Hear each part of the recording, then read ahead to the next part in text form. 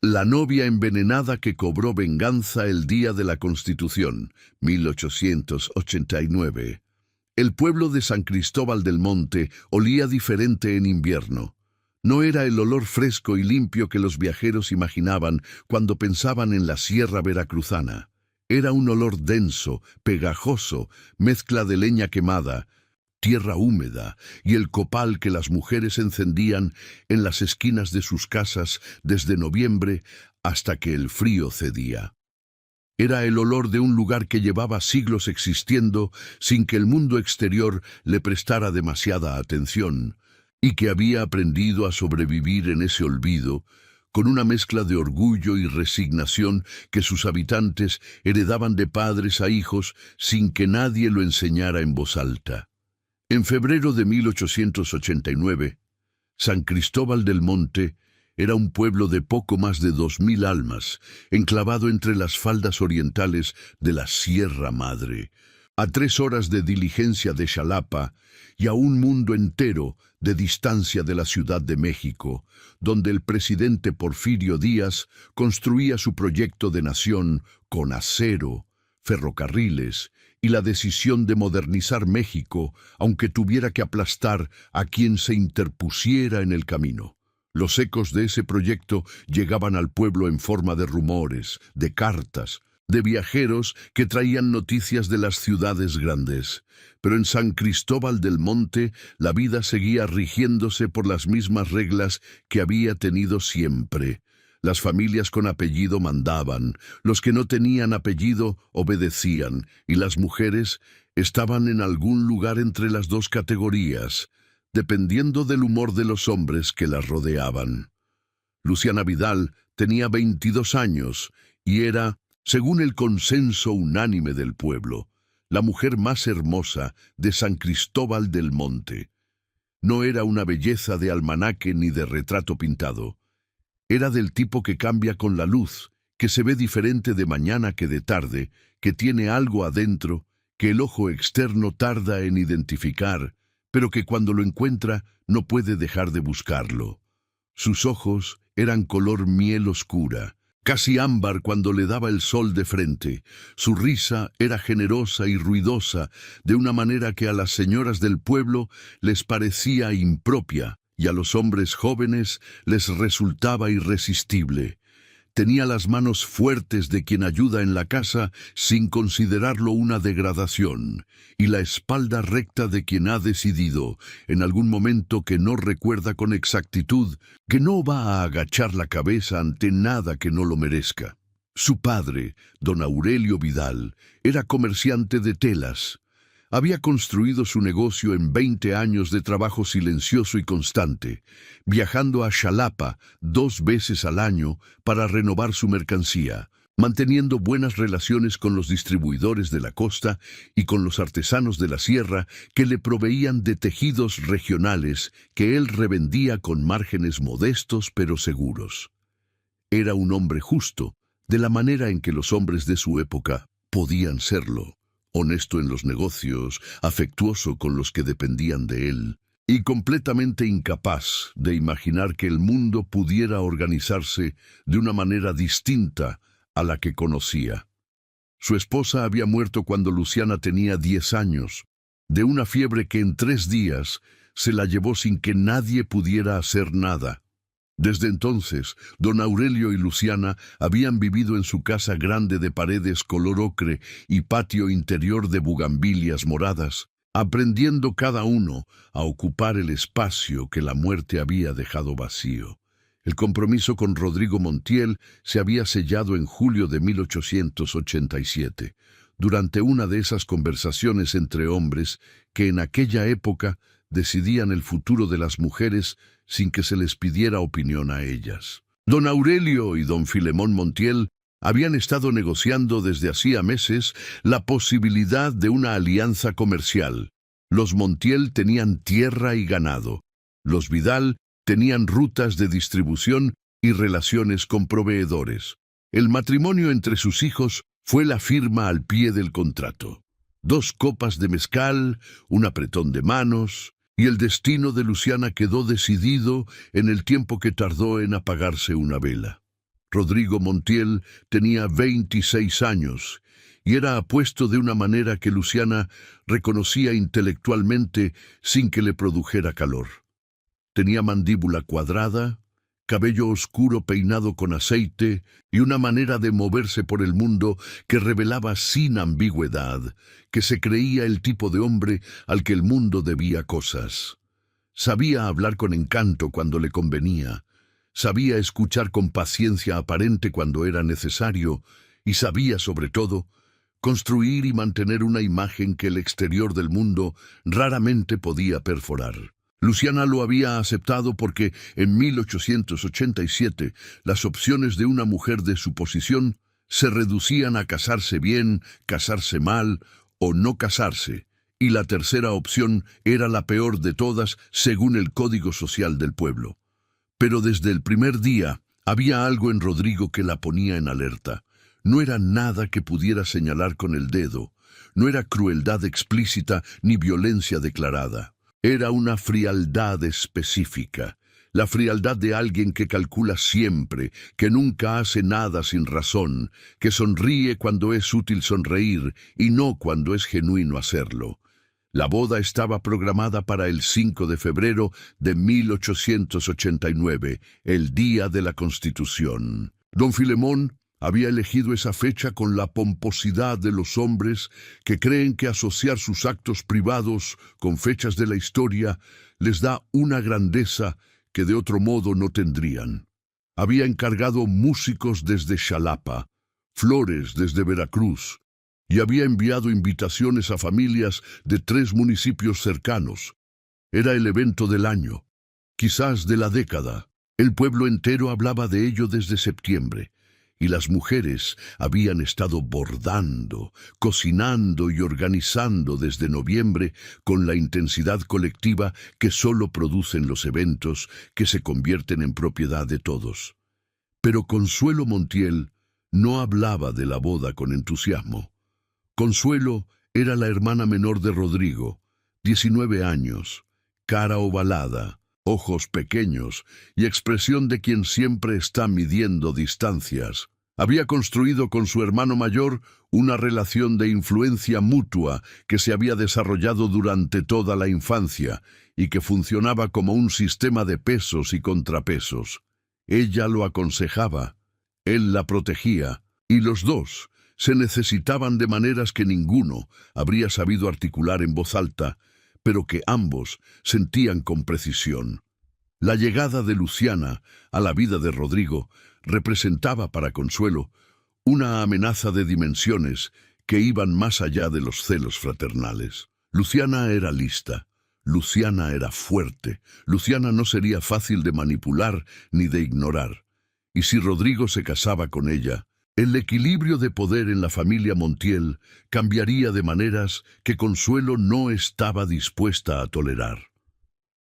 Lo que nadie en el pueblo supo hasta mucho después era que Consuelo había comenzado a planear la solución a este problema en octubre de 1888, cuando faltaban 4 meses para la boda. Había ido a buscar a una mujer que vivía en las barrancas al oeste del pueblo, una curandera anciana de nombre que pocos recordaban y que la gente del lugar llamaba simplemente La Barranca. Era el tipo de persona que existe en los márgenes de todos los pueblos pequeños. Demasiado útil para ser ignorada, demasiado peligrosa para ser aceptada del todo. Consuelo llegó a verla una tarde de octubre con el pretexto de pedir un remedio para los dolores de cabeza de su madre. Pero antes de irse, con la naturalidad calculada de quien ha ensayado la pregunta muchas veces, preguntó sobre las plantas que crecían en la barranca, sobre sus propiedades, sobre cuáles eran comestibles y cuáles no, sobre si había alguna que, mezclada con alimentos, pudiera causar una enfermedad que pareciera natural. La barranca la miró durante un tiempo largo y sin parpadear. «No vendo eso», dijo al final. «No le estoy comprando nada», respondió Consuelo. «Solo pregunto». La vieja no respondió, pero Consuelo se fue con suficiente información para lo que necesitaba. Lo que hizo después con esa información los frutos que recolectó en las barrancas en las semanas siguientes, las semillas que molió en su cuarto con una piedra pequeña que luego desechó en el río, el frasco de conservas de durazno que preparó con sus propias manos y que entregó en la cocina de los Vidal 3 semanas antes de la boda. Todo eso ocurrió con una meticulosidad silenciosa que no dejó rastro visible hasta que fue demasiado tarde. Luciana comenzó a sentirse mal el 29 de enero de 1889. Primero fue un mareo leve, como si el suelo se balanceara suavemente bajo sus pies. Pensó que era el cansancio del trabajo previo a la boda. Había estado cosiendo su vestido desde las 5 de la mañana y durmiendo poco más de 4 horas por noche durante semanas. Le dijo a Inés, la sirvienta de la casa, que estaba bien, que solo necesitaba descansar. Inés le preparó un caldo y se quedó cerca, porque Inés llevaba 15 años en esa casa y conocía a Luciana mejor que muchos familiares, y algo en el color de los labios de la joven esa noche le produjo una inquietud que no supo nombrar, pero que tampoco pudo ignorar. El 30 de enero llegó la fiebre, el 31, el dolor abdominal. El 1 de febrero, Luciana ya no podía levantarse de la cama. Doña Petra, la partera y curandera del pueblo, fue llamada de urgencia esa misma tarde. Era una mujer de 60 y tantos años, con manos que habían traído al mundo a casi todos los niños de San Cristóbal del Monte en los últimos 3 decenios. Manos que sabían leer un cuerpo con la misma facilidad con que otros leían un libro. Examinó a Luciana en silencio durante media hora. Le revisó los ojos, la lengua, el pulso en las muñecas y en el cuello. Preparó un té de hierbas con las plantas que siempre cargaba en su morral y se lo dio a tomar con cucharadas pequeñas. Pero cuando revisó los labios de Luciana, se detuvo. Los bordes estaban ligeramente azulados. No el azul de la falta de oxígeno ni el azul de la circulación comprometida. Era un azul diferente, sutil, que doña Petra había visto una sola vez en 40 años de oficio y que en esa única vez anterior también había terminado en muerte. No dijo nada delante de don Aurelio. Le dijo al viejo que era una fiebre fuerte pero tratable, que iba a preparar más remedios, que lo importante era mantener a Luciana hidratada y fresca. Esperó a estar sola con Inés en la cocina para decir lo que realmente pensaba. «Esta niña no está enferma de ningún mal que yo conozca», murmuró. Inés la miró sin entender del todo. «¿Qué quiere decir, doña Petra?» «Quiero decir que esto no es una fiebre natural, que los labios así, con ese color, no los hace ninguna enfermedad que Dios haya puesto en este mundo. Esto se lo pusieron. Alguien se lo puso adentro». Inés sintió algo helado recorriéndole la columna, y en ese momento, como un relámpago que conecta 2 puntos que estaban esperando ser unidos, recordó a Consuelo Montiel en la cocina, sus manos rozando los anaqueles sin razón, el frasco de conservas de durazno que había dejado sobre la mesa con una sonrisa de virgen, y Luciana, días después, comiendo de esas conservas porque eran de la familia del novio y sería un desaire no probarlas. «Las conservas», dijo Inés, tan bajo que apenas fue un susurro. Doña Petra la miró durante un segundo. «¿Qué conservas?», preguntó. Inés le contó. Todo, con la precisión de quien ha estado guardando información sin saber que la estaba guardando, esperando el momento en que los fragmentos se organizaran en un todo comprensible. Doña Petra escuchó en silencio.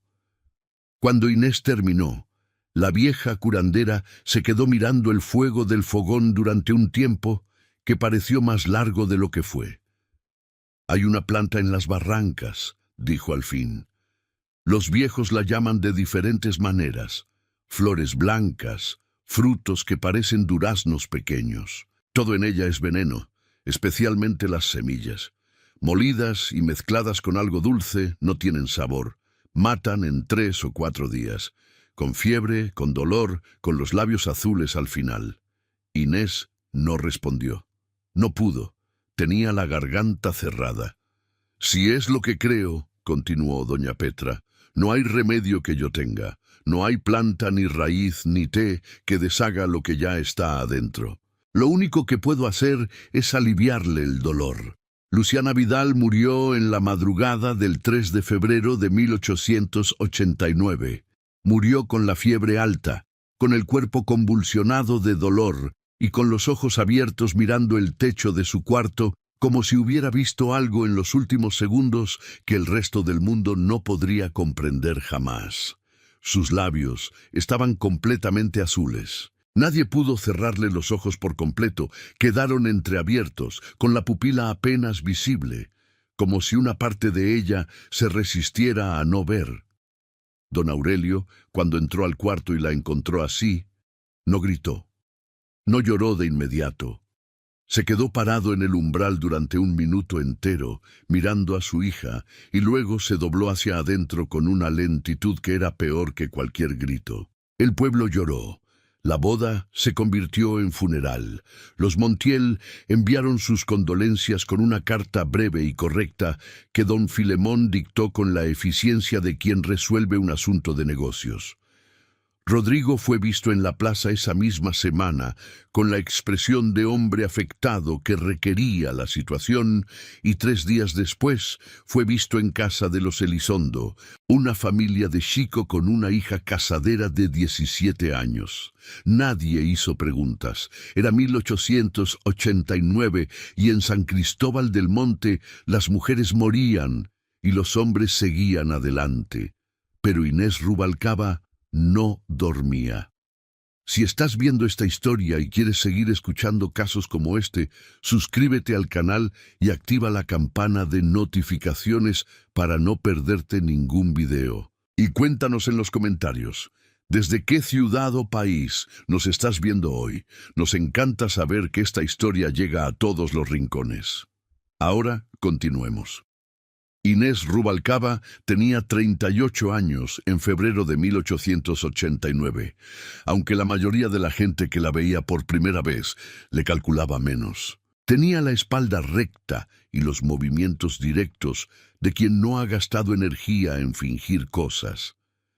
Había llegado a la casa de los Vidal 20 años atrás como ayudante de cocina, cuando tenía 18 y su madre acababa de morir y no había nadie que le enseñara cómo sobrevivir sola en un pueblo que no le debía nada.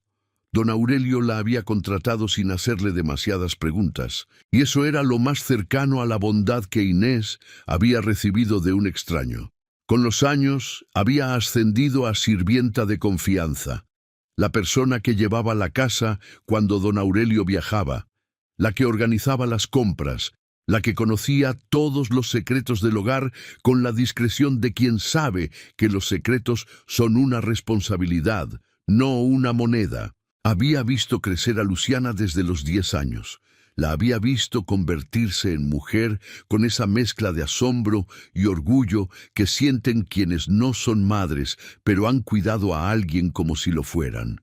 La había visto aceptar el compromiso con Rodrigo Montiel con la resignación silenciosa de quien sabe que no tiene dónde apelar, y la había visto en los últimos 2 años construir una paz provisional con esa situación, aprender a encontrar en ella lo que podía rescatarse y dejar ir lo que no. Luciana no había sido feliz con el compromiso, pero había decidido ser funcional dentro de él, que en aquella época y en aquel lugar era lo más parecido a la libertad que una mujer podía alcanzar. Y ahora Luciana estaba muerta con los labios azules y los ojos abiertos, y la familia que la había matado estaba buscando una nueva novia para el hijo, como si hubieran cambiado un par de zapatos que no les quedaron bien. Inés pasó los primeros 2 días después de la muerte de Luciana en un estado de parálisis que confundió con duelo y que en realidad era otra cosa. La inmovilidad de quien sabe lo que tiene que hacer y todavía no ha encontrado el valor para empezar a hacerlo. Sabía lo que había visto. Sabía lo que doña Petra le había dicho.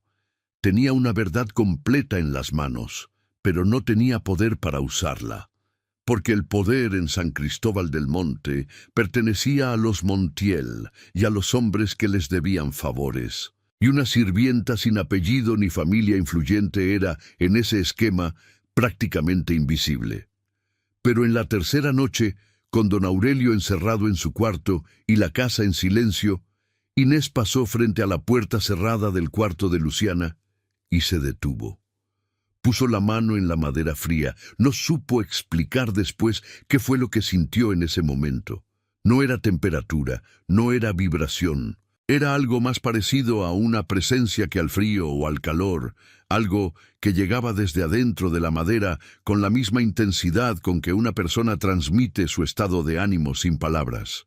Era furia, era exigencia, era la energía específica de alguien que no ha terminado y que se niega a aceptar que terminó. Inés retiró la mano. «Está bien», dijo en voz baja, al cuarto cerrado, a la oscuridad que había detrás de la puerta. «Voy a hacer lo que tengo que hacer. No sabe si fue imaginación. No sabrá nunca si fue imaginación.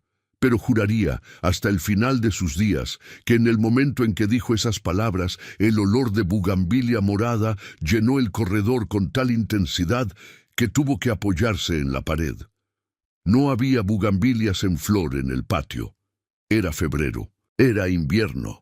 Al día siguiente, al amanecer, fue a buscar al padre Eusebio Contreras a la sacristía de la iglesia. El padre Eusebio era un hombre de 50 años, que había llegado a San Cristóbal del Monte hacía una década, huyendo de algo que nunca explicó, pero que los más observadores del pueblo relacionaban con un escándalo en la diócesis de Puebla que había involucrado documentos falsificados y una herencia eclesiástica disputada.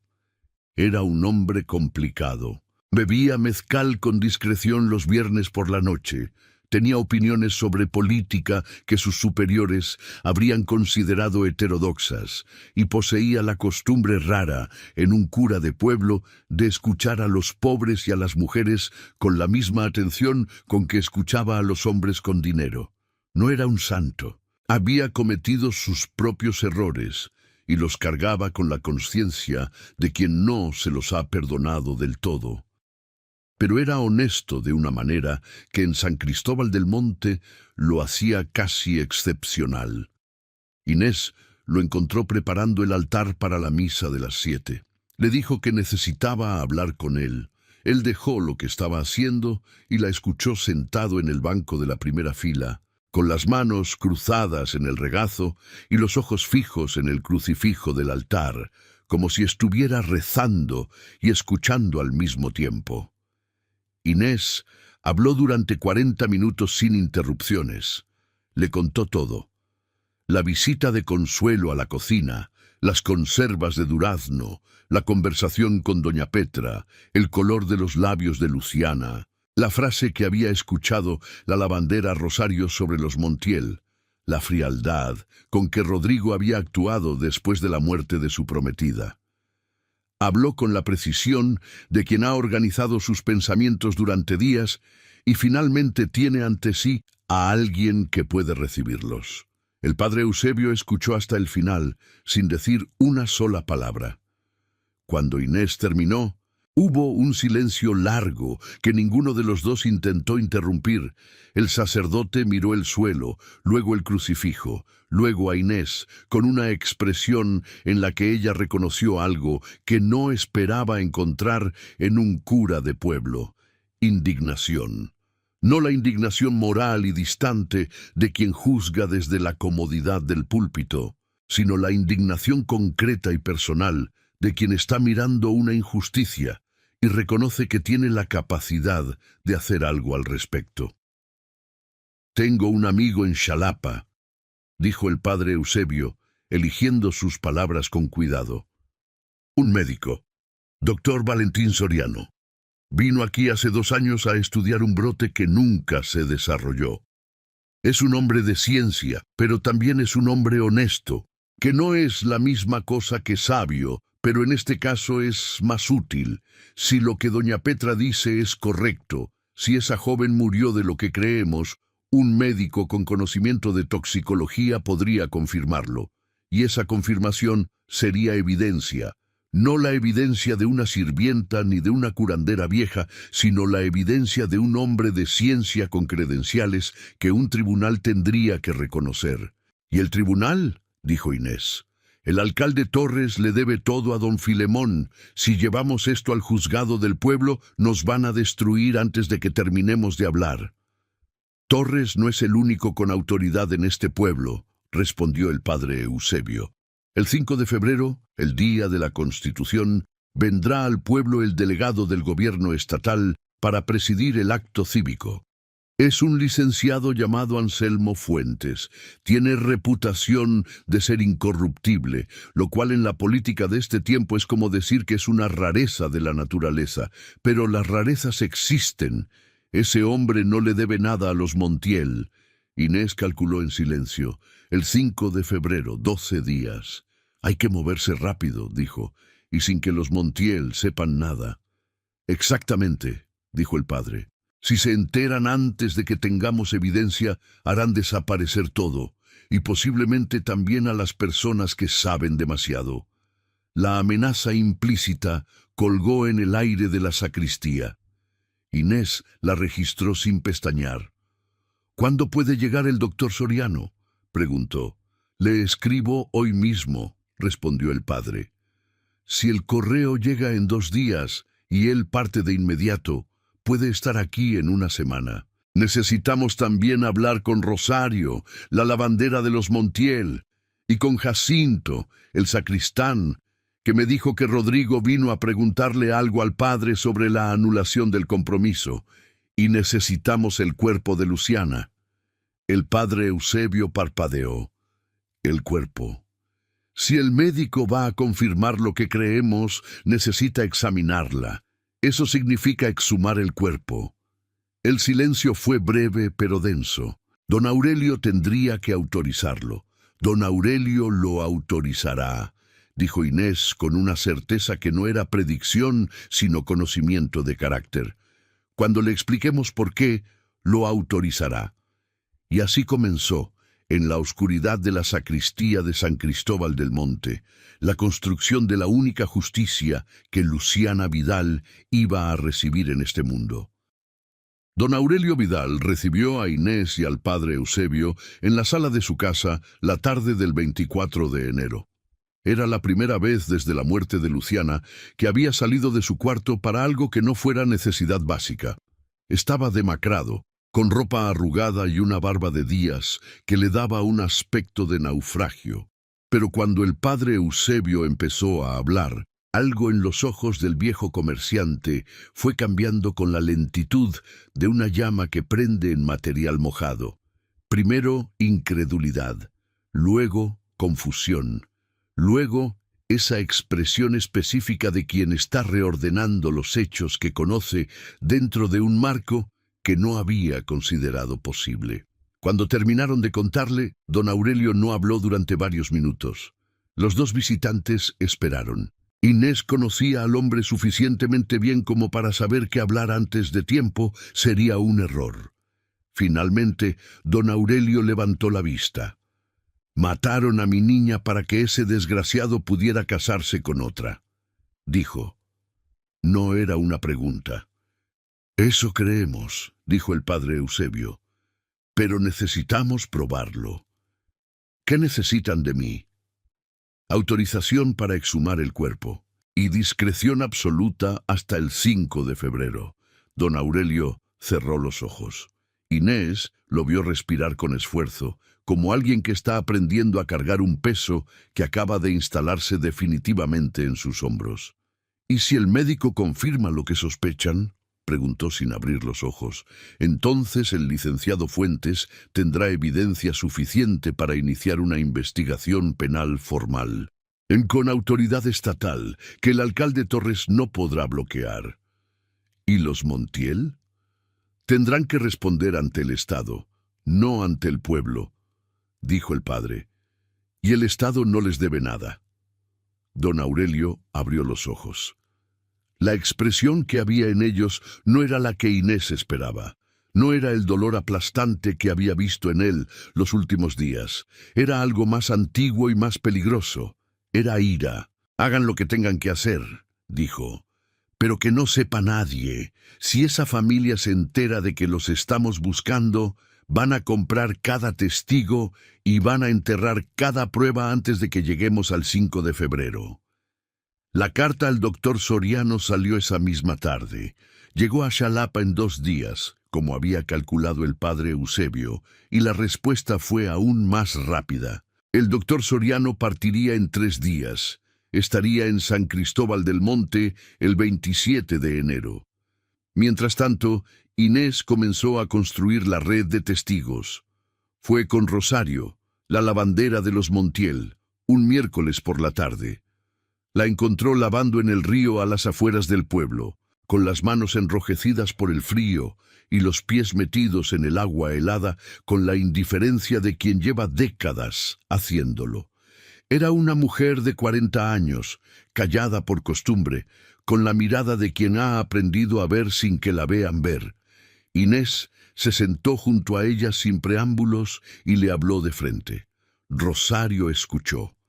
Cuando Inés terminó, continuó lavando por un momento. «Escuché algo», dijo al fin, sin dejar de frotar la tela contra la piedra. «Hace 3 semanas, antes de que muriera la señorita Luciana, fue en la cocina de la casa de los Montiel, tarde en la tarde. Yo estaba recogiendo la ropa que había tendido en el patio y no me habían visto.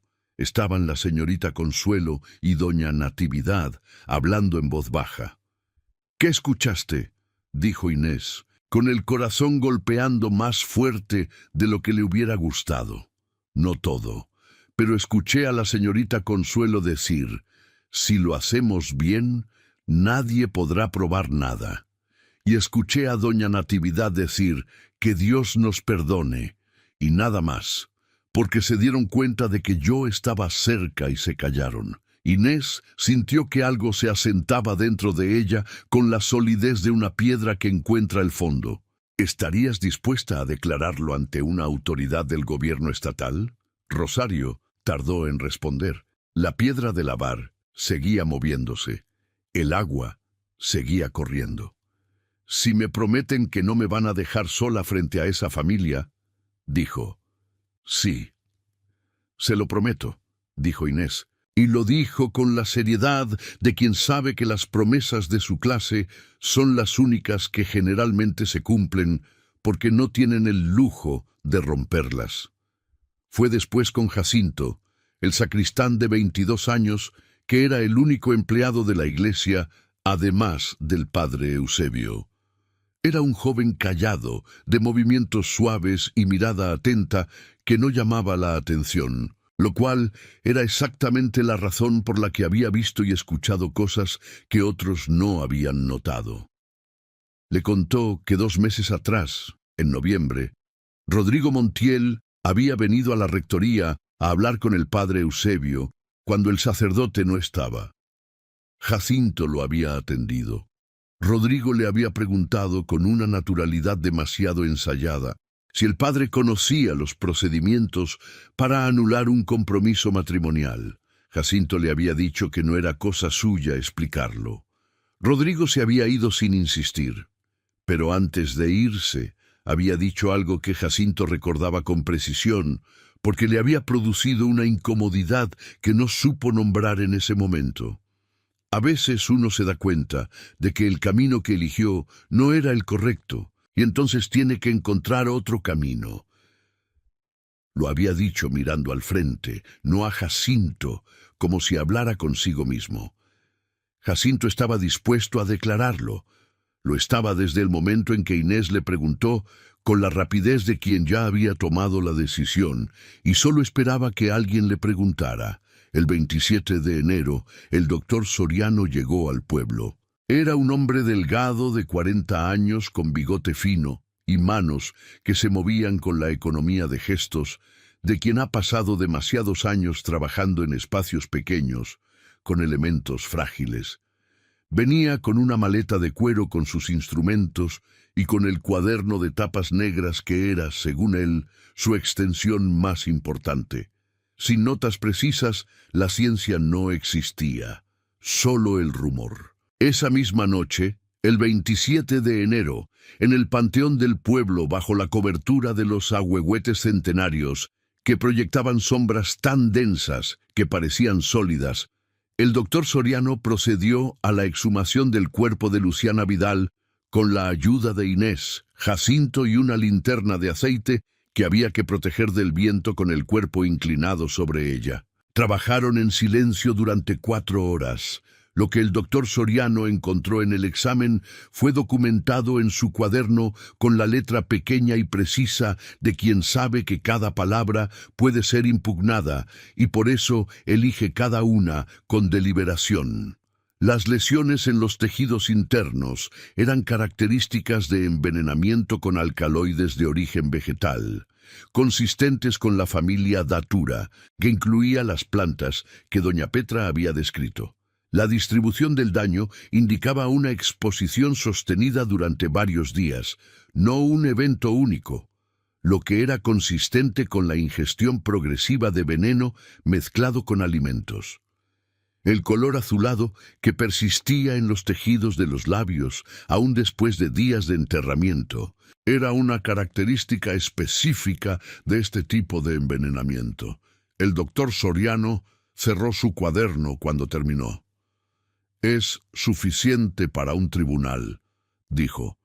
«No es lo que tendríamos en una ciudad grande con laboratorio y equipamiento especializado, pero es suficiente para establecer que esta mujer no murió de ninguna enfermedad natural y que la sustancia responsable pudo haberse introducido en sus alimentos». «¿Es suficiente para señalar a alguien?», preguntó Inés. «Junto con los testimonios de los testigos, sí», respondió el doctor. «Ninguna pieza sola lo hace. Todas juntas construyen algo que es muy difícil de ignorar». Devolvieron el cuerpo de Luciana a su lugar con la misma delicadeza con que lo habían exhumado. Inés, antes de cubrir la tumba, se quedó un momento de rodillas en la tierra fría. No rezó. No era creyente de una manera que le permitiera rezar con convicción, pero habló. En voz muy baja, casi sin sonido, dijo: «Ya casi, Luciana, ya casi». El viento entre los ahuehuetes sonó como una respuesta. El 2 de febrero, cuando faltaban 3 días para el acto del Día de la Constitución, la nota de amenaza apareció bajo la puerta del cuarto de Inés. La encontró al amanecer, antes de que nadie en la casa se levantara, cuando fue a abrir la ventana para ver cómo amanecía el cielo. Estaba doblada en 4, escrita con letra apretada y nerviosa sobre papel ordinario, sin firma. «Deja de buscar lo que no puedes cambiar. Los muertos no regresan. Tú sí puedes desaparecer». Inés leyó la nota 2 veces. La dobló con cuidado. La guardó en el mismo morral donde guardaba el cuaderno del doctor Soriano y los papeles de los testimonios de Rosario y Jacinto. Era una prueba más. Esa tarde, el padre Eusebio recibió una nota similar, colocada entre las páginas del misal que usaba para la misa de las 6 de la mañana. Alguien había entrado a la iglesia antes del amanecer para ponerla ahí. Eso significaba que alguien en el pueblo sabía lo que estaban haciendo, que la red de silencio que habían construido con tanto cuidado tenía una grieta. Se reunieron en la rectoría esa misma noche. Inés, el padre Eusebio, el doctor Soriano y don Aurelio, que había ido recuperando fuerzas a medida que los días avanzaban, y el propósito le devolvía algo de lo que el duelo le había arrebatado. «Alguien nos está vigilando», dijo el padre. «Eso significa que hay que acelerar. No podemos esperar al 5 de febrero sin asegurar primero que el licenciado Fuentes esté informado de lo que va a encontrar cuando llegue». «Ya le escribí», dijo don Aurelio, sorprendiendo a los demás. «Le mandé una carta hace 4 días con un mensajero de confianza, sin detalles, solo pidiéndole una audiencia privada antes del acto. Me respondió ayer. Acepta reunirse el 4 de febrero, la tarde antes del acto. El padre Eusebio lo miró con una expresión que era mezcla de aprobación y respeto. Bien hecho, dijo simplemente. Pero el problema de la grieta en el silencio quedaba. Si alguien había enviado las notas de amenaza, ese alguien era, con alta probabilidad, una persona del entorno de los Montiel que había notado movimientos sospechosos y actuado en consecuencia. Eso significaba que tenían que asumir que Consuelo o Rodrigo ya sospechaban que algo se estaba tramando. Inés pensó en Consuelo esa noche mientras intentaba dormir. Pensó en lo que sentía alguien que sabe que ha hecho algo irreparable y siente que el mundo está empezando a moverse en su contra. Pensó en si la culpa era algo que Consuelo experimentaba, o si era una de esas personas para quienes la culpa no existe, solo el miedo a las consecuencias, y pensó en las noches de Consuelo, en lo que le habían ido llegando, en fragmentos, a través de los chismes de las sirvientas de los Montiel, que hablaban con las sirvientas de otras casas, que Consuelo no dormía bien desde la muerte de Luciana, que despertaba gritando, que decía que alguien estaba en su cuarto, que describía un olor que nadie más podía detectar. Bugambilia morada. Inés cerró los ojos en la oscuridad de su cuarto. «¿Sigue ahí, verdad?», murmuró. Nadie respondió, pero el silencio tenía una textura que no era vacía. La noche del 3 de febrero, en la casa de los Montiel, Consuelo se despertó por tercera vez en la misma noche. Había aprendido a no gritar cuando despertaba así, con el corazón desbocado y la piel erizada y esa certeza absoluta de que había algo en el cuarto. Gritar era darle a los demás algo de lo que preocuparse, y los demás ya tenían suficiente de qué preocuparse sin que ella les añadiera sus noches rotas. Así que se incorporaba en silencio, encendía la vela de la mesita y esperaba a que sus ojos se ajustaran a la luz y le demostraran que el cuarto estaba vacío. El cuarto siempre estaba vacío. Pero esa noche, la tercera en que despertaba, había algo diferente. El olor llegó antes de que pudiera procesar nada más. Denso, cálido, específico, bugambilia morada. Llenaba el cuarto con una intensidad que no correspondía a ninguna fuente natural identificable, que no había flores en kilómetros a la redonda porque era febrero, y la helada había matado todo lo que florecía antes del invierno. Consuelo se quedó inmóvil en la cama, mirando la oscuridad más allá del círculo pequeño de luz que producía la vela. «¿Quién está ahí?», susurró. El silencio fue la única respuesta. Pero el silencio no era vacío. Era el tipo de silencio que tiene peso, que tiene temperatura, que tiene una intención que no se puede articular, pero que el cuerpo registra con la misma certeza con que registra el peligro. Consuelo bajó de la cama lentamente. Fue al armario, lo abrió. Nada. Fue detrás del cortinaje de la ventana. Nada. Se asomó al corredor, oscuro, silencioso, con solo el parpadeo distante del farol de la entrada. Volvió a su cama, y la vela se apagó sola. No había corriente de aire. Las ventanas estaban cerradas. El ambiente era quieto con el quieto específico de las madrugadas de febrero en la sierra. La vela se apagó sola. Consuelo quedó en oscuridad total. Y en esa oscuridad, en el segundo en que tardó en recuperar el aliento, escuchó algo que la haría recordar ese momento por el resto de su vida. No fue un sonido articulado, no fue una voz, no fue nada que pudiera describirse con palabras convencionales. Fue una presencia auditiva, como si el aire mismo se tensara alrededor de un punto específico del cuarto, el punto junto a la puerta, y vibrara con algo que no era sonido, pero que el cuerpo recibía como si lo fuera. Era la vibración específica de una furia que lleva semanas esperando. Consuelo encendió el pedernal con manos que no le obedecían del todo. Prendió otra vela y no volvió a cerrar los ojos en lo que quedaba de esa noche. A la mañana siguiente tenía ojeras profundas y una palidez que su madre notó, pero no comentó. La familia desayunó en silencio. Rodrigo habló de sus planes para visitar a los Elizondo en Xico la semana siguiente. Don Filemón habló del precio del ganado. Doña Natividad sirvió el café sin decir nada.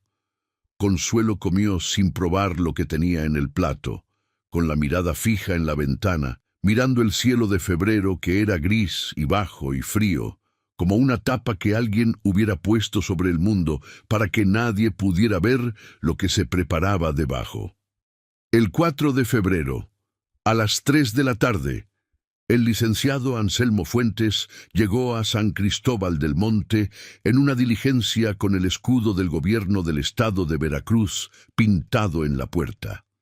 Era un hombre de 45 años, estatura mediana, cabello oscuro con las primeras hebras de plata en las sienes y una manera de caminar que transmitía que cada paso era deliberado. Tenía los ojos de quien ha pasado años leyendo documentos y personas con la misma atención crítica y la costumbre, que incomodaba a muchos de sus interlocutores, de mirar directamente a los ojos durante más tiempo del que el protocolo social consideraba necesario.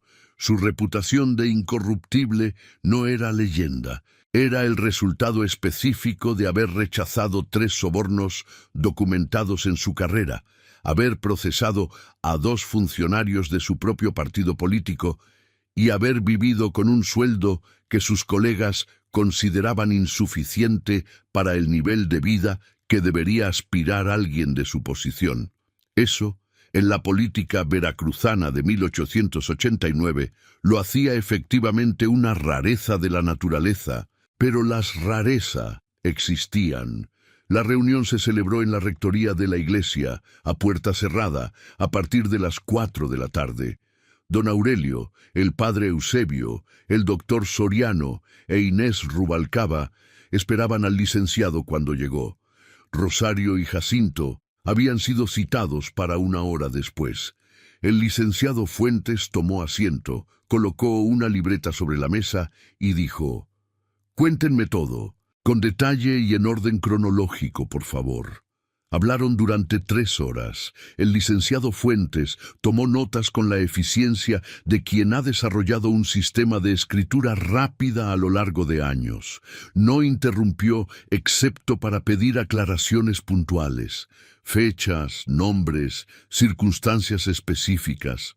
Cuando el doctor Soriano presentó su cuaderno con las observaciones de la exhumación, lo revisó durante 20 minutos en silencio antes de devolverlo.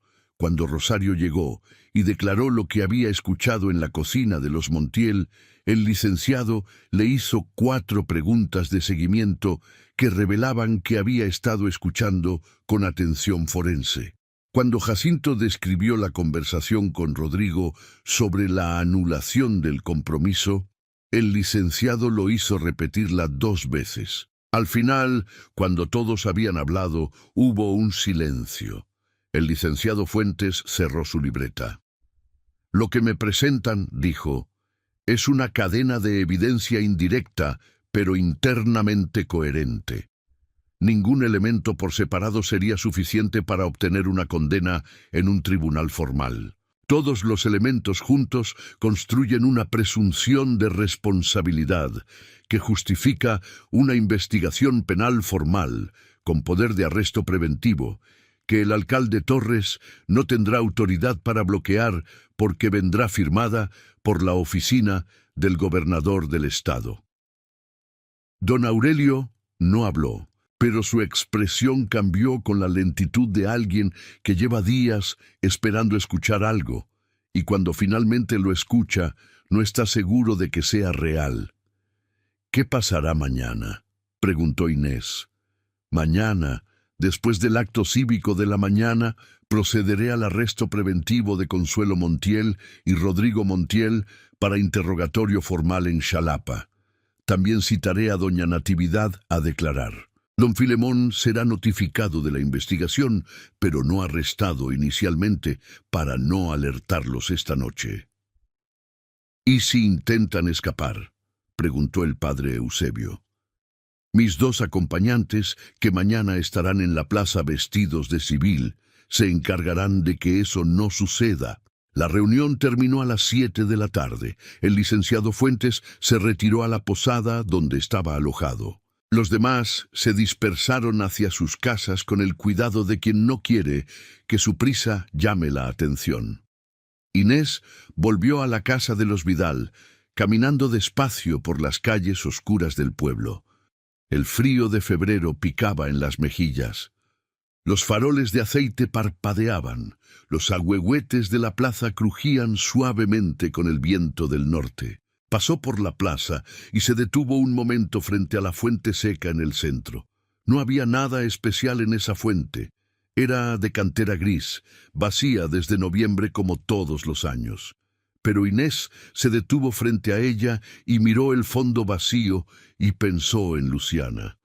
«Mañana», dijo en voz baja. El viento del norte trajo por un instante el olor de bugambilia morada. El 5 de febrero de 1889 amaneció con un cielo azul duro y un frío que cortaba como vidrio, el tipo de mañana de sierra que se siente en los huesos con una claridad que no permite ignorarla. Las calles de San Cristóbal del Monte fueron llenándose desde temprano con la gente que venía a presenciar el acto del Día de la Constitución, familias de los barrios del pueblo, rancheros de las fincas cercanas, artesanos con sus trajes de manta y sus sombreros de ala ancha, niños corriendo entre las piernas de los adultos, vendedores de antojitos instalando sus puestos en las esquinas de la plaza. Las banderas tricolores estaban colgadas entre los postes y las ventanas de las casas que bordeaban el perímetro. Los músicos de viento habían instalado su lugar junto al kiosco. El estrado oficial, construido con madera traída de la carpintería del señor Herrera, estaba decorado con flores y con el escudo nacional bordado en tela que el ayuntamiento sacaba cada año para estos actos y volvía a guardar a continuación. Era, en apariencia, una mañana festiva. El tipo de mañana que un pueblo pequeño vive con la intensidad aumentada de quien no tiene muchas oportunidades de celebración colectiva. Pero debajo de esa superficie festiva, para quienes sabían lo que se preparaba, el aire tenía la carga electrostática que precede a las tormentas. Los Montiel llegaron a las 10, cuando el acto estaba a punto de comenzar, ocupando los lugares de primera fila que siempre habían ocupado en los eventos públicos del pueblo, como si el mundo siguiera siendo exactamente lo que había sido la semana anterior. Don Filemón con su cadena de oro visible sobre el chaleco negro, doña Natividad con su mejor mantilla, Rodrigo con la ropa nueva que le habían hecho en Xalapa para la boda que nunca ocurrió, y que ahora usaba con la naturalidad despreocupada de quien recicla un propósito sin sentir la contradicción. Consuelo llegó a su lado con el paso cuidadoso de quien controla cada movimiento para que no revele lo que hay adentro. Tenía ojeras que el polvo de arroz no lograba disimular del todo. Su mirada se movía con una frecuencia ligeramente más alta que la habitual, como si esperara algo sin saber exactamente de dónde iba a venir. Inés los observaba desde el lado opuesto de la plaza, junto al padre Eusebio y don Aurelio. El viejo comerciante estaba de pie, con la espalda más recta de lo que Inés lo había visto en semanas. Tenía la mandíbula apretada y los ojos fijos en Rodrigo Montiel, con una concentración que era dolor y furia y determinación mezclados en proporciones que solo el luto extremo puede producir.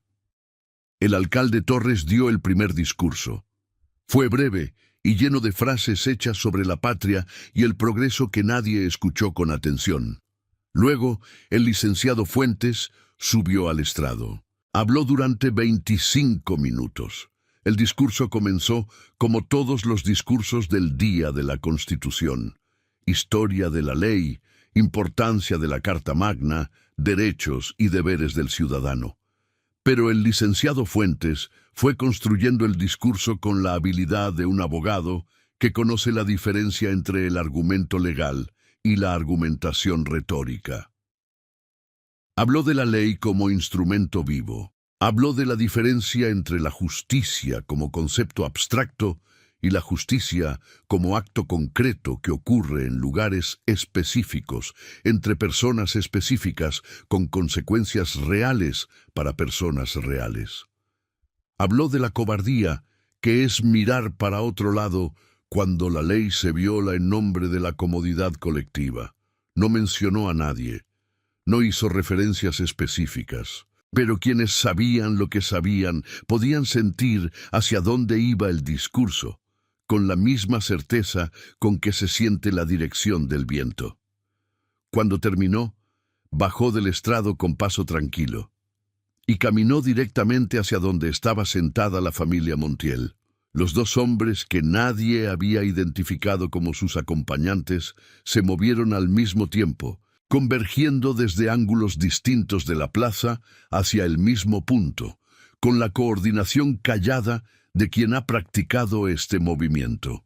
Don Filemón se puso de pie, sonriendo para saludar al delegado, con la confianza de la costumbre, extendiendo la mano con la familiaridad de quien está acostumbrado a que el poder venga a él. El licenciado Fuentes ignoró la mano extendida. «Don Filemón Montiel», dijo en voz suficientemente alta para que los que estaban cerca escucharan cada sílaba. «Sus hijos, Rodrigo y Consuelo Montiel, quedan bajo arresto preventivo a partir de este momento, por orden del gobierno del estado de Veracruz, para interrogatorio formal en relación con la muerte de la señorita Luciana Vidal, ocurrida el día 3 de febrero del presente año, en circunstancias que las autoridades del Estado consideran no naturales y sujetas a investigación penal. El silencio que cayó sobre la plaza fue de esos silencios que se recuerdan. No fue el silencio de la sorpresa momentánea que se interrumpe cuando la gente procesa lo que acaba de escuchar. Fue el silencio de la revelación colectiva, el momento en que un secreto que muchos habían intuido, pero ninguno se había atrevido a nombrar en voz alta, se convirtió en cosa pública y documentada. Rodrigo Montiel fue el primero en ser tomado por los brazos. No se resistió. Era el tipo de hombre que calcula, y el cálculo en ese momento decía claramente que resistir era peor que cooperar. Pidió a un abogado. Su voz no tembló. Don Filemón intentó intervenir con la voz alzada, con amenazas, con el nombre de personas influyentes que debían favores a la familia. El licenciado Fuentes lo escuchó durante 30 segundos y luego le informó que él también sería citado a declarar. La voz del delegado tenía la calma de quien no necesita alzarla porque la autoridad no viene del volumen, sino de la firma que tiene detrás. Doña Natividad no se movió. Se quedó sentada con las manos en el regazo y los ojos en el suelo, con la postura de quien ha sabido desde hace semanas que este momento llegaría y ha decidido recibirlo con la dignidad silenciosa que le queda cuando todo lo demás se derrumba. Y Consuelo. Consuelo se puso de pie cuando los gendarmes se acercaron a ella, volcando su silla, con un movimiento brusco que hizo que la gente cercana retrocediera un paso. Por un momento todos pensaron que iba a correr, pero no corrió. Se quedó inmóvil, con los ojos fijos en un punto del centro de la plaza, en la fuente de cantera gris que estaba seca y vacía como todos los febreros. Miraba ese punto con una intensidad que no tenía nada que ver con los gendarmes, ni con el licenciado Fuentes, ni con los cientos de ojos que la miraban a ella. Miraba ese punto con el terror específico de quien está viendo algo que el resto de las personas presentes no puede ver. Sus labios se movieron sin sonido. 3 personas que estaban suficientemente cerca para observarlo lo declararon después en sus testimonios, con distintas palabras, pero el mismo contenido. Los labios de Consuelo Montiel formaron en ese momento las palabras «Tú estás muerta». No como pregunta, no como negación, como una afirmación desesperada, como si repitiendo lo que era objetivamente cierto pudiera deshacer lo que la mirada de ese punto en la plaza le estaba transmitiendo. Cuando los gendarmes la tomaron de los brazos, Consuelo no luchó. Se dejó llevar con la rigidez de alguien que ha gastado toda su resistencia en otra dirección, pero hasta que la sacaron de la vista de la plaza, no dejó de mirar hacia la fuente seca. Inés, desde el borde de la plaza, siguió la mirada de Consuelo hacia ese punto. No había nada visible, solo la cantera gris, el fondo seco, el aire frío de febrero. Pero el olor que llegó en ese instante, tan claro y tan cálido en medio del frío de la sierra que parecía imposible de origen natural, hizo que Inés cerrara los ojos por un momento y que, cuando los volvió a abrir, tuviera las mejillas mojadas sin saber con exactitud cuándo había empezado a llorar. Bugambilia morada, densa, cálida, inequívoca. El padre Eusebio, a su lado, la miró. «¿Estás bien?», preguntó. «Sí», dijo Inés, y lo decía en serio. La investigación formal duró de febrero a junio de 1889. El licenciado Fuentes la condujo desde Xalapa con la meticulosidad de quien entiende que está construyendo algo que tiene que sostenerse frente al peso combinado del dinero, el apellido y la costumbre social de mirar para otro lado. Hubo momentos difíciles. El abogado defensor de los Montiel, traído desde la Ciudad de México, con honorarios que representaban el valor de varias propiedades en San Cristóbal del Monte, construyó una defensa técnicamente sofisticada, basada en la cadena de custodia de las pruebas, en la credibilidad relativa de los testigos, en la imposibilidad de demostrar directamente la conexión entre las semillas compradas y el veneno que mató a Luciana. Un testigo se retractó. No fue Rosario ni Jacinto. Fue un vecino periférico que había visto a Consuelo recolectando plantas en las barrancas 2 meses antes de la muerte de Luciana y que inicialmente había accedido a declararlo, pero que aparentemente recibió una visita de representantes de los Montiel que lo persuadieron de recordar las cosas de manera diferente. El licenciado Fuentes documentó la retractación y la incluyó en el expediente como evidencia de presión sobre testigos, lo que terminó siendo más perjudicial para la defensa que el testimonio original. El boticario ambulante fue localizado en un pueblo a 2 días de distancia por un investigador que el licenciado Fuentes envió específicamente para encontrarlo.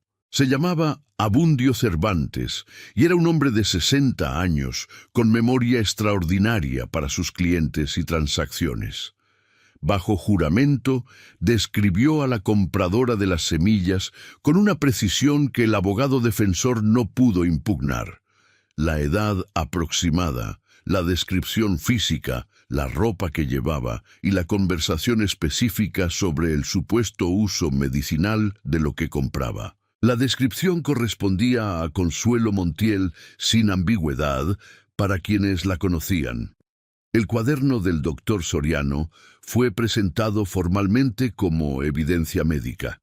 El abogado defensor trajo a un médico de Puebla para impugnarlo, pero el contraperitaje que presentó fue, en opinión de los miembros del tribunal, menos convincente que las observaciones originales del doctor Soriano, que había tomado sus notas en el lugar y en el momento, con la especificidad de quien documenta para la historia, porque sabe que la historia va a preguntar. La declaración de Rosario fue, en términos testimoniales, la más poderosa de todas las presentadas. No porque fuera la más técnica ni la más documentada, sino porque era la más humana. Rosario habló ante el tribunal con la voz de quien no tiene nada que ganar ni que perder, excepto la verdad, y esa clase de voz tiene una resonancia que los tribunales, incluso los más corruptos, encuentran difícil de desestimar completamente. Recordó la fecha, la hora, la ropa, las palabras exactas, no exageró ni dramatizó. Respondió cada pregunta del abogado defensor con la calma de quien sabe que la mentira necesita adornos y la verdad no. Jacinto declaró sobre la visita de Rodrigo a la rectoría con la misma claridad directa. Repitió las palabras de Rodrigo sobre encontrar otro camino en el tono y contexto exactos en que las había escuchado. El abogado defensor intentó presentarlo como una afirmación ambigua que podía interpretarse de múltiples maneras. El licenciado Fuentes, en su argumentación final, respondió que una afirmación ambigua en boca de un hombre cuya prometida murió 2 meses después, en circunstancias que no podían explicarse por causas naturales, adquiría una significación que la ambigüedad no podía sostener. Doña Petra, la curandera, testificó sobre las características de los labios azulados que había observado en Luciana durante la enfermedad, y sobre la planta que los viejos de la sierra llamaban la novia del diablo. Describió con precisión botánica, aprendida en 40 años de trabajo con plantas medicinales y venenosas de la región, las características de esa planta, su distribución en las barrancas cercanas al pueblo y los efectos específicos de su veneno en el organismo humano.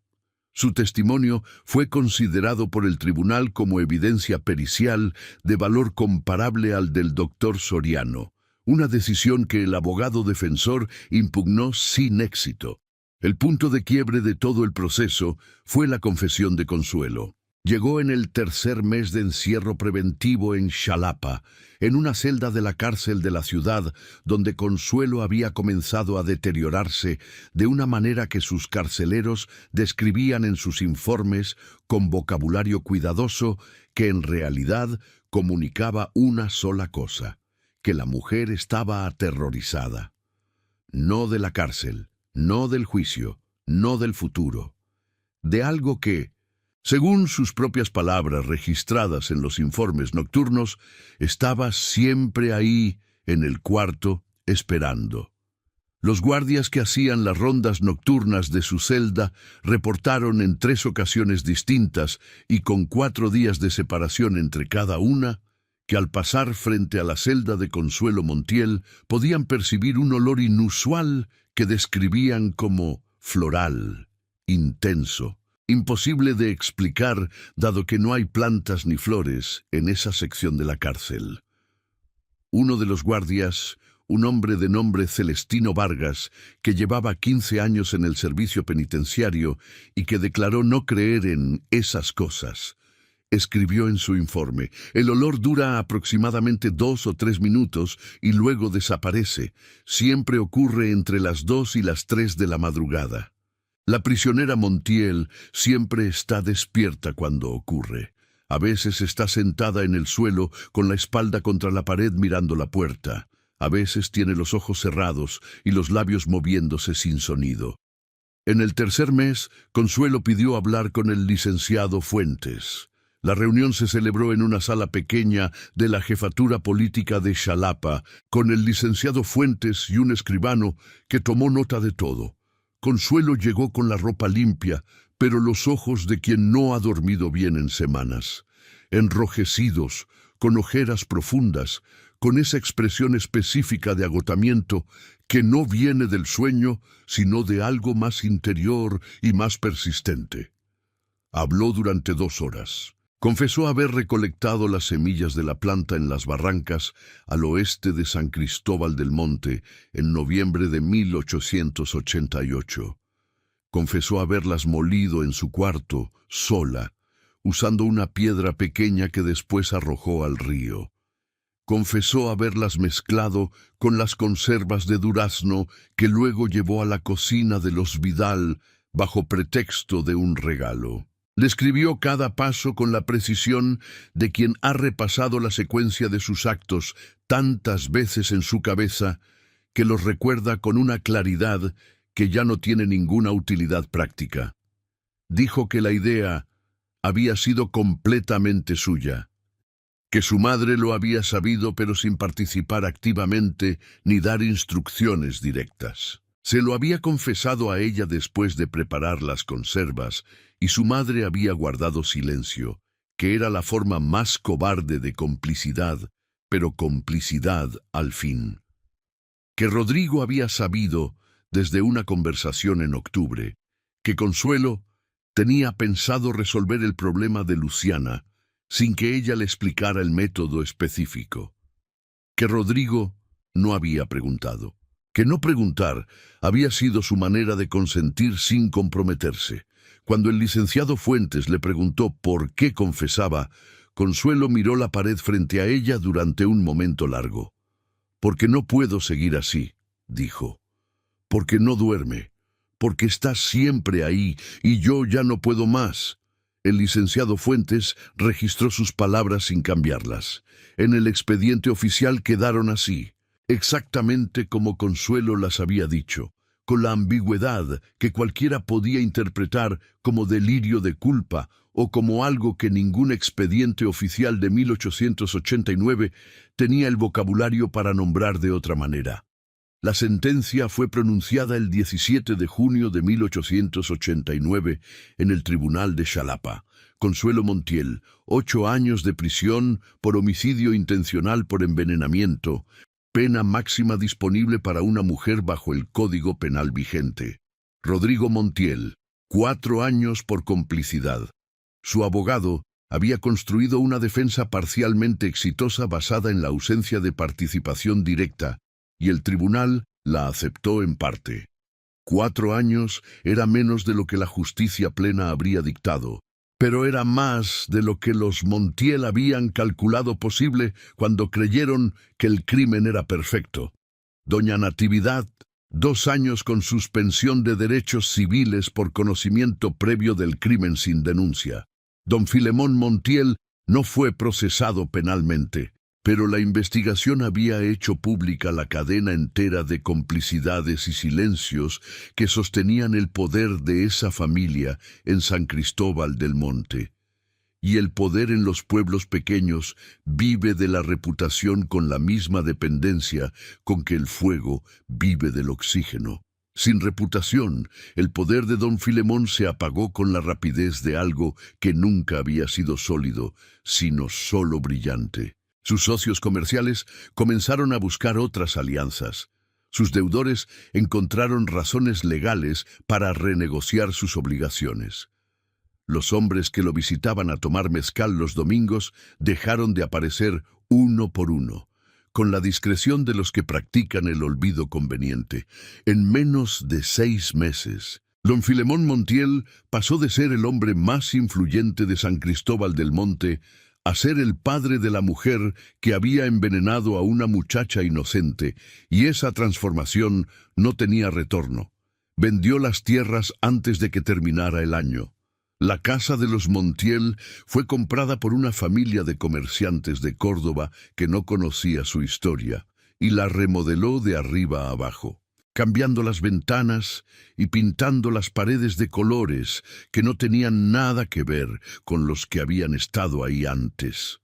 La familia desapareció de San Cristóbal del Monte en diciembre de 1889, sin despedidas y sin destino conocido, como se van las cosas que nunca debieron instalarse donde estaban. Don Aurelio Vidal sobrevivió para ver la sentencia. Ese había sido, en los peores momentos del proceso, lo único que lo mantenía de pie, la promesa que se hacía a sí mismo de que iba a ver ese día antes de irse. Lo vio.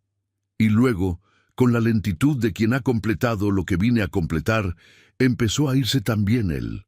Murió en marzo de 1891, 22 meses después de la sentencia, en la misma casa de paredes color ocre y patio de bugambilias moradas donde había vivido con Luciana. El doctor Soriano, que seguía visitando el pueblo periódicamente, firmó el certificado de defunción con el diagnóstico oficial de insuficiencia cardíaca. Era una descripción médicamente correcta y humanamente incompleta, porque lo que realmente había matado a don Aurelio Vidal no era diferente de lo que mata a todos los padres que entierran a sus hijos. Un desgaste interior que ninguna medicina puede tratar porque no tiene nombre en el vocabulario clínico, solo en el humano.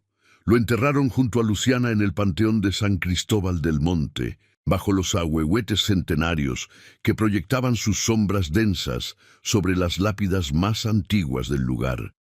El padre Eusebio celebró la misa fúnebre con más emoción de la que habría sido canónicamente apropiada, porque el padre Eusebio era así, incapaz de separar la ceremonia del sentimiento cuando el sentimiento era genuino. La casa de los Vidal fue heredada por un sobrino segundo de don Aurelio que llegó desde Puebla. La evaluó con la frialdad de quien hereda algo que no le ha costado nada, y la vendió antes de que terminara el año a un matrimonio joven de Xalapa que la convirtió en posada. El patio de bugambilias moradas fue el único elemento de la casa original que los nuevos dueños decidieron conservar, porque era demasiado hermoso para tocarlo y porque las flores crecían con una insistencia que sugería que tenían su propia opinión sobre ser removidas. Inés Rubalcaba se fue de San Cristóbal del Monte a finales de 1891, después de la muerte de don Aurelio. No tenía deudas pendientes con el pueblo, y el pueblo tampoco se las tenía a ella, aunque algunos de sus habitantes, los que habían observado lo que ocurrió desde la distancia segura del silencio, la miraban al pasar con una mezcla de respeto y culpa que ella prefería no recibir. Se fue a Xalapa.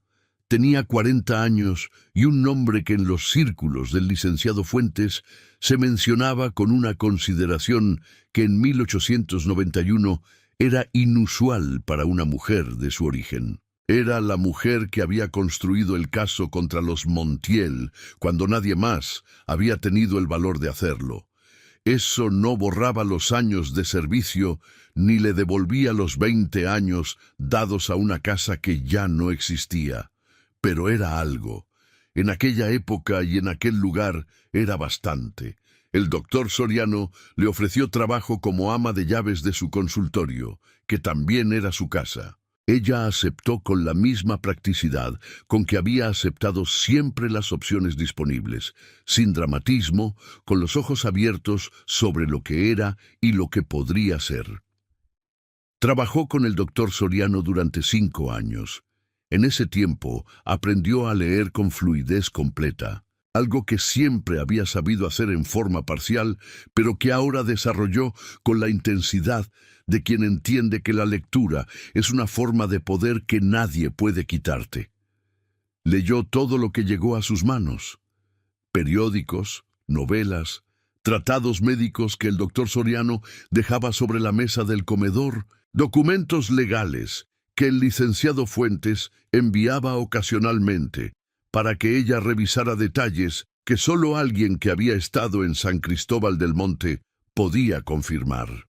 Escribió cartas largas al padre Eusebio, que se había quedado en el pueblo porque era el tipo de hombre que no abandona el lugar donde ha cometido sus errores, convencido de que la redención requiere permanencia. El padre respondía con la puntualidad de quien entiende que las cartas son la forma más honesta de estar presente cuando no se puede estar físicamente. En una de las cartas de 1893, el padre Eusebio le contaba que alguien había plantado bugambilias nuevas junto a la lápida de Luciana, o quizás las que ya estaban habían crecido con una insistencia que desafiaba la temporada y el clima, porque florecían en meses en que no debían florecer, y con una densidad que superaba la de todas las demás plantas del panteón. Que los jardineros las habían podado 2 veces y cada vez regresaban más densas. Que la gente del pueblo Había empezado a dejar pequeñas ofrendas junto a la lápida, flores, velas, estampas de santos, que nadie sabía exactamente cuándo había empezado esa costumbre ni quién la había iniciado, pero que parecía haberse instalado sola, como las cosas que responden a una necesidad colectiva que nadie ha articulado en voz alta. Inés leyó esa carta 2 veces y la guardó junto a todas las demás, en una caja de madera que era lo único que se había llevado de la casa de los Vidal, además de su ropa y de la foto de Luciana que don Aurelio le había dado antes de morir. La foto era un retrato de estudio, tomado en Xalapa en 1887, el año en que Luciana fue comprometida. La tenía en un marco pequeño sobre la mesita de noche. Todas las mañanas, al levantarse, la miraba durante un momento, no como ritual de duelo, como recordatorio del tipo de persona que Luciana había sido, del tipo de persona que valía la pena ser. Hay cosas de esta historia que la documentación oficial no alcanza a capturar, porque los expedientes judiciales registran hechos y los hechos son solo la mitad de lo que ocurrió. La otra mitad vive en los testimonios de las personas que estuvieron ahí, en las declaraciones de los guardias de la cárcel de Xalapa que describieron el olor en la celda de Consuelo con una consistencia que les resultaba perturbadora precisamente porque no tenían manera de explicarla. En el relato de Jacinto, el sacristán, que dijo que la mañana del 5 de febrero, antes de que empezara el acto cívico, había entrado a la iglesia a preparar el altar y había encontrado una sola flor de bugambilia morada colocada sobre el primer banco, sin que hubiera forma de explicar cómo había llegado ahí, porque todas las puertas estaban cerradas con llave desde la noche anterior.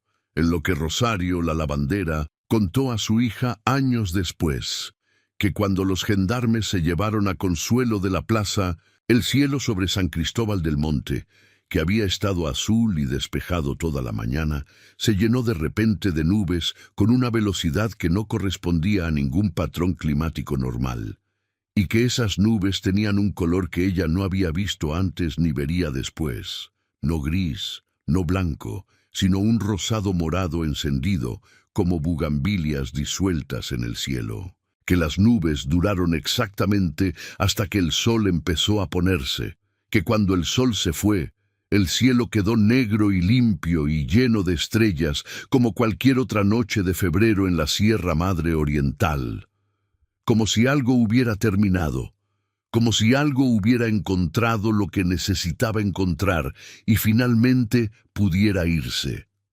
Consuelo Montiel salió de la cárcel en 1897, después de cumplir sus 8 años de condena. No volvió a Veracruz.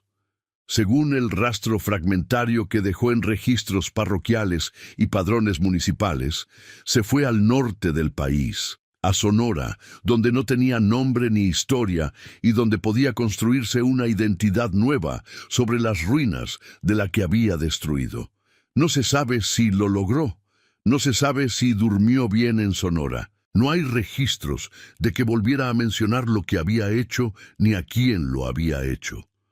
Rodrigo Montiel salió en 1893 con buenos comportamientos y se estableció en Guadalajara con el dinero que quedaba de la venta de las tierras de la familia.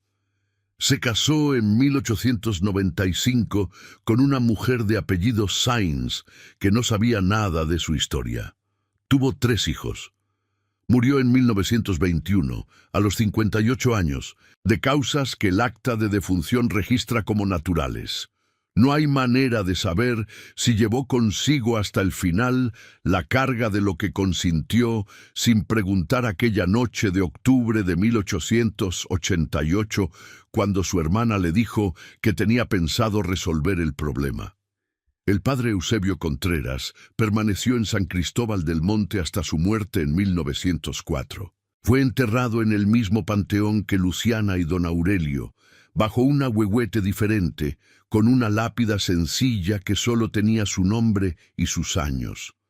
En sus últimas cartas a Inés, escritas con la letra temblorosa de quien ya no controla del todo el pulso, le decía que el pueblo había cambiado, pero que algunas cosas no cambiaban. Que la lápida de Luciana seguía cubierta de bugambilias fuera de temporada, que la gente seguía dejando ofrendas, que los niños del barrio seguían jugando cerca de ella con la naturalidad de quien no siente miedo sino familiaridad, que era, decía el padre Eusebio en su última carta antes de morir, como si ella siguiera ahí, no de una manera aterradora ni pesada, de una manera que era, si se le buscaba la palabra exacta, acogedora, como alguien que se quedó para asegurarse de que todo quedara bien, y que cuando todo quedó bien, simplemente permaneció porque el lugar le gustaba y había algo todavía en él que valía la pena cuidar. El Panteón de San Cristóbal del Monte existe hoy. El pueblo existe hoy, aunque el nombre ha cambiado ligeramente con los años, y los mapas modernos lo registran de una forma diferente a como aparecía en los padrones de 1889. Muchas de las casas del centro histórico conservan sus paredes de tesontle y sus ventanas con barrotes de hierro forjado. Los ahuehuetes de la plaza siguen siendo los mismos, o los hijos de los mismos, que proyectaban sombras sobre el acto del 5 de febrero de 1889. Hay en el Panteón Viejo, si uno sabe dónde buscar entre las lápidas más antiguas, una piedra de cantera gris desgastada por más de un siglo de lluvia y sol que todavía puede leerse si uno se agacha y pasa el dedo sobre las letras con paciencia. Luciana Vidal, 1867-1889. Amada hija, la verdad llegó tarde, pero llegó. Alrededor de esa lápida crece bugambilia morada durante todo el año, incluso en los meses en que las bugambilias no florecen en ningún otro rincón del cementerio.